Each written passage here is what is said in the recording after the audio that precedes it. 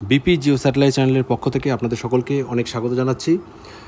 Government sponsored, government aided এবং government যে স্কুলগুলো রয়েছে সেই বিদ্যালয়গুলিতে কিন্তু সামার ভ্যাকেশন সংক্রান্ত একটা নতুন নোটিফিকেশান আপডেট উঠে এসেছে, সেটা আপনাদের সাথে শেয়ার করব। তার আগে বলি যে গরমের তীব্র তাপপ্রবাহের কারণে কিন্তু আমরা দেখেছিলাম যে 22শে এপ্রিল থেকে, অর্থাৎ এই বছরের 22শে এপ্রিল থেকে কিন্তু গরমের ছুটি অর্থাৎ সামার ভ্যাকেশন কিন্তু পড়েছিল। কারণ ভোটের পর, কারণ আমরা দেখেছিলাম যে উত্তরবঙ্গের কিছু জেলায় যদিও ভোট চলছিল, তো সেখানে 16 তারিখ থেকে অর্থাৎ 16 এপ্রিল থেকে ছুটি ঘোষণা করা হয়েছিল। তবুও ভোট শেষ হয়ে গেলেও, অর্থাৎ 19 তারিখ সেখানেও, অর্থাৎ উত্তরবঙ্গের জেলাগুলিতে ভোট শেষ হয়ে গেলেও কিন্তু সারা বাংলা জুড়ে কিন্তু, অর্থাৎ পশ্চিমবঙ্গ জুড়ে কিন্তু সামার ভ্যাকেশন 22 তারিখ থেকে কিন্তু ঘোষণা করা হয়, অর্থাৎ 22শে এপ্রিল থেকে। সেখানে স্কুলগুলোতে কিন্তু আর যাওয়া হয়নি, অর্থাৎ ছাত্রছাত্রী এবং শিক্ষকদের কিন্তু ছুটি ঘোষণা করা হয়েছিল। খুব আর্জেন্সি বাদ দিয়ে কিন্তু শিক্ষক শিক্ষিকাদের বিদ্যালয়ে যেতে হয়নি। তা যাই হোক, সেই গরমের ছুটি যদিও পূর্ব নির্ধারিত ছুটি, কিন্তু আমরা জানি যে 6 মে থেকে 2রা জুন পর্যন্ত সেই ছুটি ঘোষণা করা ছিল বোর্ডের নোটিফিকেশন অনুযায়ী। কিন্তু তড়িঘড়ি গরম, এত তীব্র তাপপ্রবাহ এবং গরমটা এতটাই বেড়ে গিয়েছিল যে পড়ুয়াদের কথা মাথায় রেখে এবছরের গরমের ছুটি কিন্তু শুরু হয়ে গিয়েছিল 22শে এপ্রিল থেকে। তো আমরা কানাঘুষো যে শুনছিলাম যে 3 তারিখ থেকে কিন্তু, অর্থাৎ 3রা জুন থেকে বিদ্যালয় খুলবে। তো সেরকমই কিন্তু নোটিফিকেশনে উঠে আসলো আজ। শিক্ষা দপ্তর থেকে যে নোটিফিকেশান পাবলিশ হলো সেটা আপনাদের সাথে কথা না বাড়িয়ে শেয়ার করে নিচ্ছি। চলুন দেখে নিই যে শিক্ষক শিক্ষিকা এবং ছাত্রছাত্রীদের কবে থেকে স্কুল যেতে হচ্ছে বা কবে থেকেই বা পঠন পাঠন শুরু হতে চলেছে। চলুন দেখা যাক সেই নোটিফিকেশন। চলুন তাহলে দেখা যাক অর্ডারটি কী রয়েছে।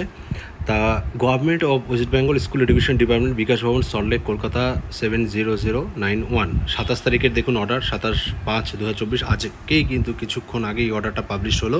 মেমো নাম্বার তার দেওয়া রয়েছে। From secretary school education department, government of West Bengal.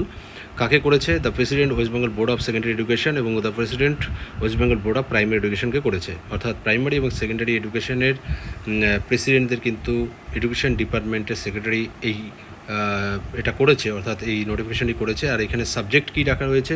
Regarding reopening of schools after summer vacations.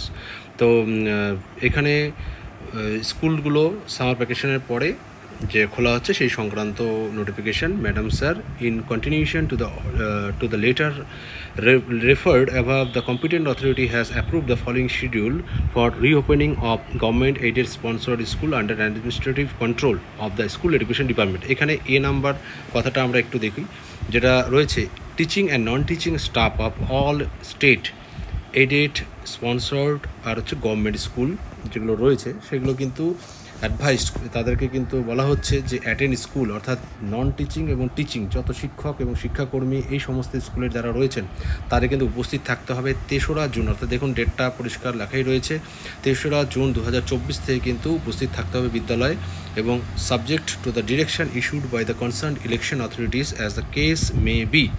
এখানে এটাও লেখা রয়েছে যে due to ensuing Parliament General Election 2024 to ensure the suitable school infrastructure is in place with the appropriate assistance of the District Magistrates Commissioner, Kolkata Municipal Corporation, as the case may be, before the schools are opened for students।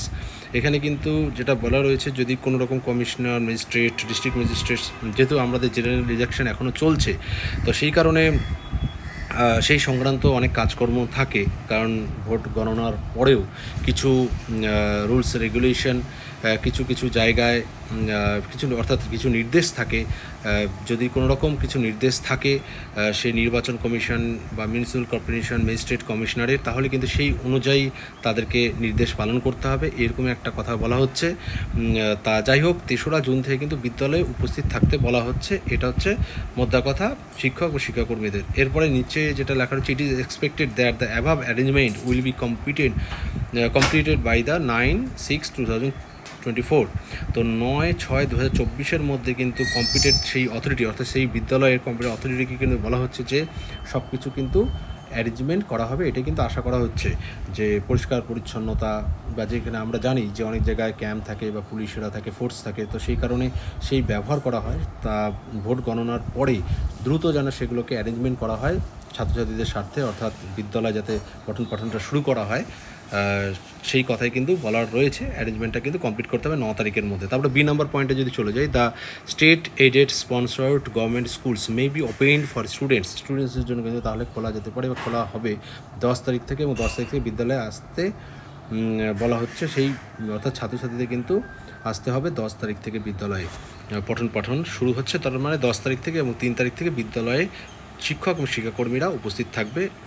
এটাই কিন্তু সংক্ষিপ্ত বোঝা গেল। তো you are request to take necessary action accordingly, আর হচ্ছে this issued with the approval of the competent authority. তা এরপরে কাদের কাদের ফরওয়ার্ডিং করা রয়েছে, কপি করা হয়েছে, এখানে দেখতেই পাচ্ছেন আপনারা। তা নিচে সিগনেচার রয়েছে সেক্রেটারি ইন স্কুল এডুকেশন ডিপার্টমেন্টের।